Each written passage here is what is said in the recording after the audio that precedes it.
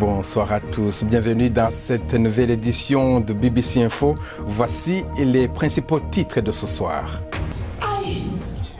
Le théâtre d'improvisation Vivre Ensemble anime une soirée dans un quartier d'Abidjan pour promouvoir la paix à l'approche des élections.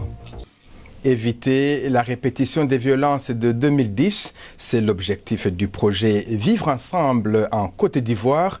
À l'approche de la présidentielle de dimanche, les organisateurs sensibilisent la population aux enjeux du scrutin et ils ont choisi le théâtre d'improvisation pour faire passer leur message. Hier soir, la caravane s'est arrêtée à Abobo, un quartier d'Abidjan.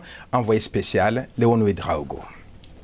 Je suis à Abobo ce soir, un quartier d'Abidjan qui a été fortement touché lors de la dernière crise post-électorale en 2010. Il y a un événement qui se déroule, c'est un théâtre d'improvisation et deux équipes s'affrontent, Imale et Woroka. Pour gagner, il faut de l'humour, de l'imagination, de la spontanéité, mais aussi de la créativité. Comme vous pouvez le voir, les deux équipes improvisent sur des thèmes clés de la campagne électorale.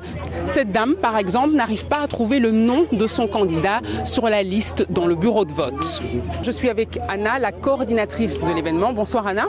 Bonsoir. Alors dites-moi pourquoi avoir organisé cet événement à Abobo. D'accord. À Abobo, en fait, il y a plusieurs communes, mais on a préféré démarrer par Abobo parce que Abobo a été l'une des communes les plus meurtries en 2010 après la crise post-électorale.